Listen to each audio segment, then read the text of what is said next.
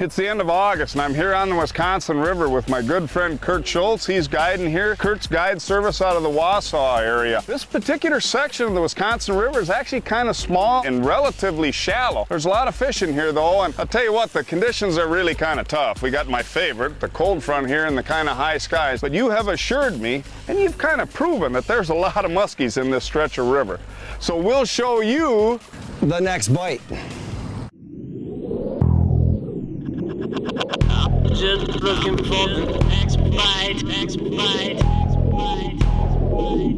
just looking for the next bite. Yes, we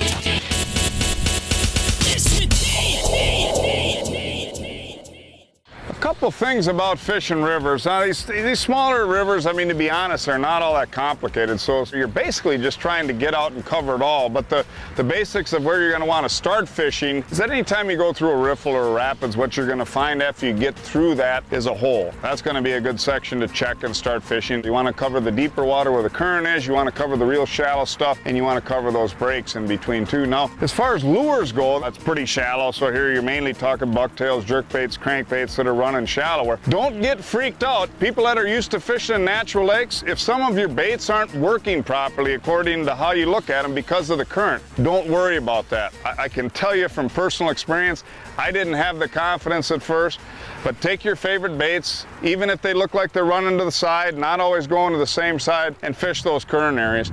Pete may portray small rivers as simpler playing fields for identifying or picking apart structure, but a lot of that confidence comes from his years of experience on multiple bodies of water. One key factor, however, that can give anyone an edge is as you are learning target areas like Pete mentioned, using live bait to complement your casting. Sucker hit, sucker hit. Even as early as August, like it is now, got him, Pete. can give you an almost effortless and constant extra shot at a river muskie hookup, especially if you're still adapting your retrieves to how your favorite lures are performing in various levels of current. I love the balloon. You ready? Are you ready? I don't know if he's ready. I don't think so. I'm ready. Let's get him in. Oh, nice job, Pete. Good catch. It always gets the heart pumping when you see that old bobber go down. I was looking back at you, Pete, there. The balloon went down, kind of slowly went down, saw that fish go. One thing that was nice, Pete grabbed the rod right away. We got them circle hooks, set the hook right away. Do not wait. I think you're going to harm the fish more than anything, and you just never know what you're going to have on the other end of the line there. Nice Wisconsin River muskie. Wait, something's been nibbling on its tail. Yeah, they get a little more beat up sometimes in the river. Let's see that face. Yeah. There he is. Nice fish. Yeah, oh, he's waving got a goodbye. little life left back in him. Yeah. Waving goodbye. Go ahead and get him back. We'll get him back in for another day. We're doing a little something extra this morning here, which really in the month of August generally don't do a lot of, but we're adding live bait to the presentation. Kurt and I are both trying different artificial lures and trying to work the different levels here, see if we can find a pattern there. But because it's a real easy thing to do, and now after a real hot summer, we've had this cold snap, the mornings are really cool. Pretty shallow situation here, so all we've got is a small sucker, probably a 6-inch bait on average, with a little balloon on the line just to keep that bait up. We're just running it shallow in the water column, about 3 feet down. And it's so nice that you really don't even need to mess with the quick strike rig that you see us using normally. We're just using 5 or 6/0 octopus hook, and that fish grabs it and you just immediately set the hook on that thing right away. Just about all the time when you've got it next to the boat like this, it's going to be moving one way or the other, so you know what the angle is. Just set the hook as quick as you can in the opposite direction, and the hooking percentages are tremendous, and you don't have to worry about the fish being hurt at all.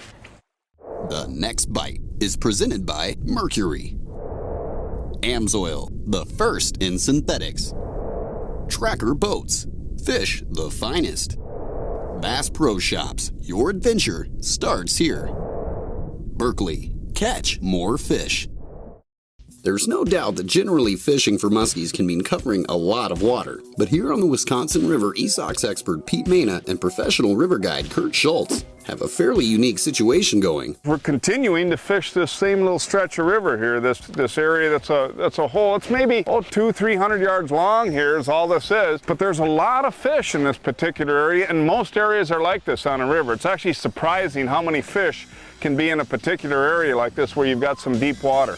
And while live bait isn't traditional thinking for August, they're witnessing its success There you go, sucker, got sucker, nice fish. firsthand on almost each pass. They always doing this while I'm... It's a little sucker, so. All right, where are we? I got him. Good one. Yeah, it looks pretty good there. All right, come on, Pete.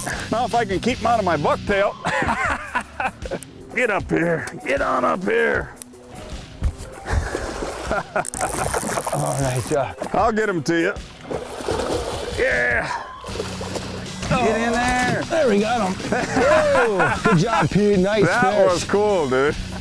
The old sucker and balloon seem to be working today so far, Pete. Yeah, the poor little girls are getting gobbled up. Nice fish. How bad was he hooked, dude? Where's he at there? Nah, not too bad, not too bad. Got him hooked good. Good. There you go. Got the hook here. All right, got it. Nice. Another nice Wisconsin River muskie. Yeah, man.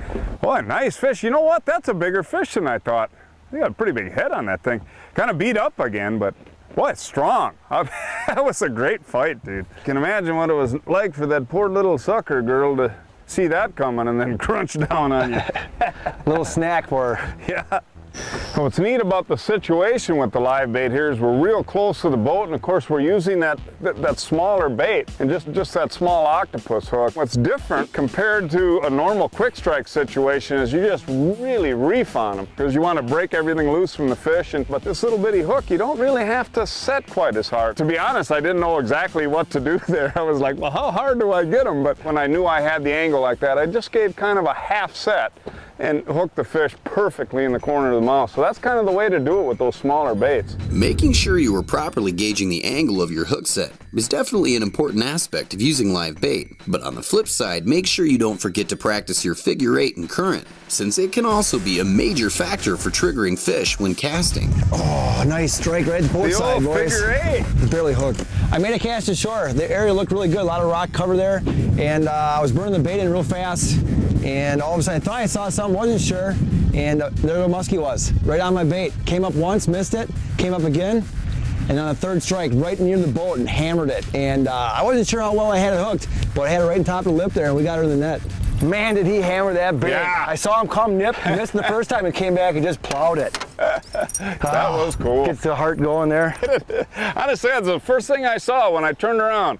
I could see that mouth open and the fish was upside down, and right then I saw you set the hook. There we go. Nice, easy. Yeah, perfect. Exactly what we like. Not the biggest guy, but we'll take him. Let's have a look at him here. Oh yeah, he's a mean one. Look at him, he's been sparring. The way that guy fights. These river fish are tough. Tell you what, I'd hate to see him when he gets a little older. He's gonna be mean. Yeah, he's fighting all the time out here. A little beat up, but Been fighting, I told you river he's mean. fish, Yeah. for sure.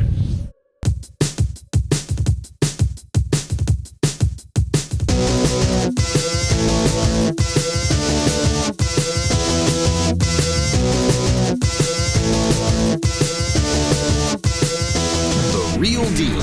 Real fishing information from real fishing experts. Presented by Amsoil. We're standing in front of a pre-production boat. This is actually the ZV21 Nitro, but it's a pre-production model. The boat's actually a 2014. By the time you see the television show, they'll be actually selling these at the dealerships. But we built 4 of these boats, Nitro built 4 of these boats, so that we could put them through a test phase up here in the northern waters. We're talking about waves from 2 to 6 feet. And between all 4 of us, myself, Keith Cavias, Chase, and Jim Carroll, we've been out testing these boats on varied water conditions. I've got probably 150 hours on my engine already, if you can believe that, just in a few months. We've put these boats through the paces, we've fished with them, we've slow trolled with them, we've had them in rough seas, we've tested speed tests with them, so that we're bringing you a boat, Nitro's bringing you a boat that's not necessarily a brand new model that's not been tested. We would know all the little characteristics for fishing, all the things, minor changes we wanted to make, so by the time the dealers got the boat, it was in great shape for you.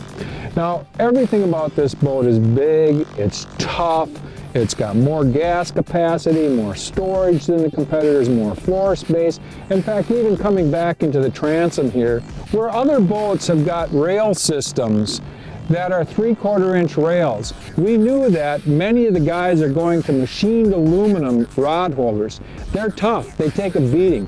We've gone to 1-inch rails. That's just an indication of all the things that are put in the boat. Now, interior aspects of the boats and little video tips and stuff, we've got that covered on the web. But right now I wanted to introduce to you the ZV21 Nitro, the new beast, and it's not of the East, the new beast of the Northern Walleys. Using bucktails, jerkbaits, and even smaller suckers, Kurt and Pete continue to show how to approach fishing smaller river systems, in this case, a shallower section of the Wisconsin River. It's a chilly morning. Seems kind of odd for the summer of 2012. Wasn't it just a little while ago it was like crazy hot? Yeah, that one day I had 100 out here. Really, at 100? 100 degrees, 102. It's just not right. While previously they've been focusing on the same stretch of river where a number of muskies seem to either be sunning themselves along the shoreline or hanging on natural structure just outside the current waiting for bait fish. All right, so what do we got here, dude? Well, we got a lot of bridge pylons right here. Good current, a little bit deeper, about 5 feet above the deepest spot, so but it's a good area for some muskie. Yeah. There are also other unnatural types of structure that can produce fish as well. Well, it's not exactly a traditional muskie spot here, essentially fishing under a bridge, but really neat deal. I mean, as we're pulling up here, you know, Kurt's talking about how it's a real good spot, nice hole and stuff, and that these pylons, these bridge pylons, actually hold some fish too, but a good spot. He said to pay attention here, and it just awesome because we hadn't had a whole lot of artificial action yet, but yeah, it's warming up here today a little bit, and I thought to try the bucktail and just a awesome hit. I mean, basically bulging the bucktail here. I'm throwing up into water that's probably only a couple feet deep. And as I was kind of coming out, I mean, this fish just absolutely creamed it. It's one thing neat about running those baits that shallow, you know. Get to see that water boil right away. Sucker's on the left side. Yeah. Actually, he's right underneath the motor. Okay. Want me to come back there? No, we're good, man. I just gotta try and hornswoggle him here a little bit. There you go, nice touch. Get him in, right? There you go. Go! All right. Nice work, Pete, nice. Yeah, didn't you just say we needed to get one on a bait? Yeah, it's been a while since we moved one and finally got one to take a nice bucktail. I like to oblige, you know, I'm just trying to help you out here, you know. You ask for it, you shall receive. Well, I was at the front of the boat here and I was casting out along on the shoreline over here, and Pete had a nice strike right as I was kind of watching. Boy, that water really erupted, and shallow water fish, but it was hanging basically right on that current edge, and sometimes they'll lay right where the current meets that slack water, and it just came up and crushed his bait, and the battle was on. Nice, that's a nice clean one. Yeah, nice green. Yeah. Pretty, and a chunky. Now, he doesn't have much for teeth, that guy. He gums his food. He sure wanted your bucktail though, didn't he? Yeah, he did. He sure did. So knowing now that Pete and Kurt had such a good 200 to 300 yard run going earlier, and that this type of bridge area is also holding active fish, what are, if any, some of the similarities to look for between the two?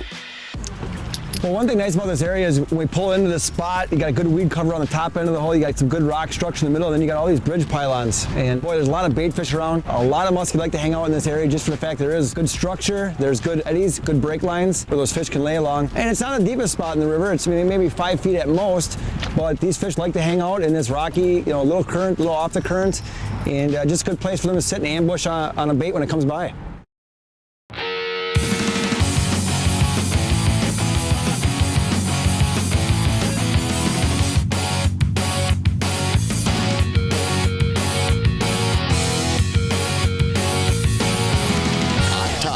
Leading information on tackle and techniques to make you a better fisherman. Presented by Mercury. transition's real important. They tend to concentrate walleyes. So if you can find some of those transitions, it can be real good for you. So I was using structure scan here. So let me just go back in my history a little bit here. First of all, I'm going to take us all to just all structure scan so we can really look at this close. Now, if I go back in my history here, what I'm looking for is this transition. You can see here on the right-hand side of my boat, here is rock starting to come into the screen. So that's the transition I'm looking for. And it cuts across here, it goes over here. That's a great transition. So I want to look, how can I save that? You know, because it's real important to know that. So what I can do is simply move my cursor, and on this touch screen I can just touch where I want. Interesting note here, it's going to tell you exactly how deep that transition is. Right there it's 11.7 feet. So even though I didn't drive over it, I can tell how deep that is. But now that I got my cursor touched there right on that transition, I can just simply hit this flag button twice and it will save a waypoint there. Then I could go over here somewhere, maybe save another waypoint.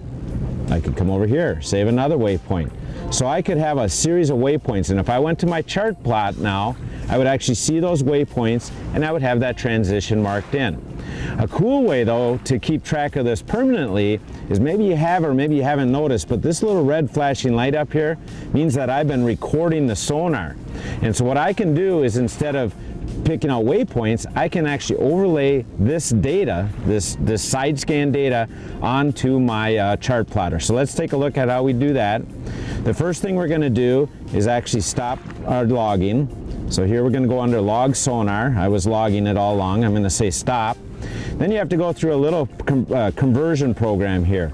This just takes that log data and changes it around so it'll actually lay over my plot screen. Conversion is complete. Now I'm going to go to a plotter page so you can actually see what we've got here.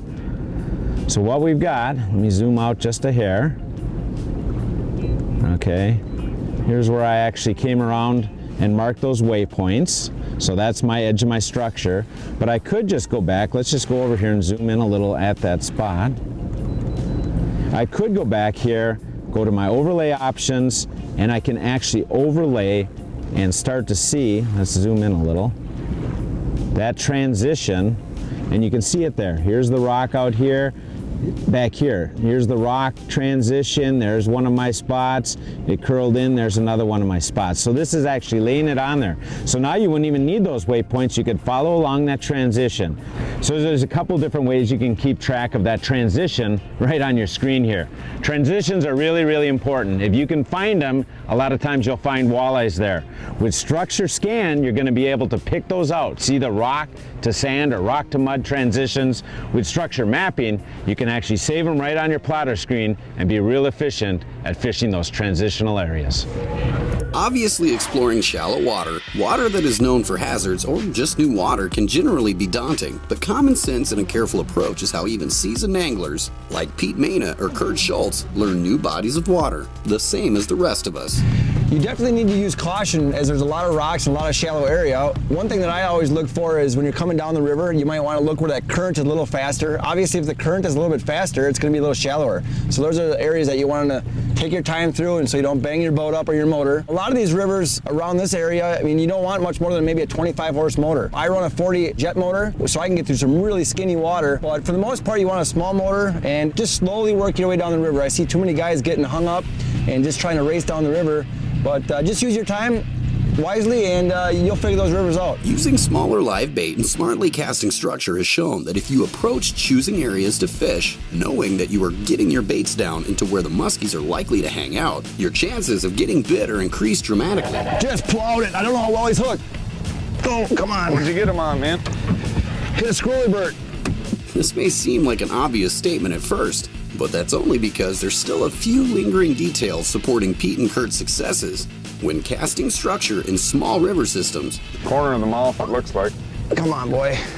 Well, as we're coming down through these holes, you know, we're going through them a few times, and We're hitting both sides of the river, middle river, and we're hitting different angles. We're trying to get our baits in different positions. Sometimes the muskies want that bait a certain way, and if you're not holding in that right direction, they will not hit them. I was casting the shoreline, and I wasn't having much success. I wasn't moving very many fish. So I thought I'd give it a shot out in the middle more. Threw the squirrely bird out, and I was making some good long pauses on it, and all of a sudden that muskie just crushed that bait. You know, sometimes you gotta get out in the middle of the river and not so much on the shorelines. There are days where the fish like to lay along the shorelines, but I find a lot of days in the river, and I'm out here a lot, there's a lot of days where I catch most of my fish right in the middle of the river. So don't miss out on those opportunities. Nice fish, Kurt. Got him. Look at that yapper, huh? That is a nice one. Great job, man. And he's got some chompers. Yes, sir. Oh, he's gonna wave. Nice strong Man, Pete, fish. that's a nice one. Look at the head on that thing. Oh, Yeah, he is. Nice color on him too. That's a nice fish. Got it. One more quick smile, and then let's get him back in. Yeah. Nice catch. Crayfish. Nice catch, Pete. Dude, I am doing good. Look at this now. That's all in 2 casts. And boy, does he have a grip. Hang on here, buddy. Ow! You like the look? Looks good. You Looks gotta good. like this. Yeah, I thought so in there. Ooh, I'd hate to be with that. I made a cast ashore and it looked good. A lot of rocks, good cover right there. I made a cast. Sorry, start over. Going. Which way are you going? Oh. That one came off. This way. So I'm gonna set. Ooh.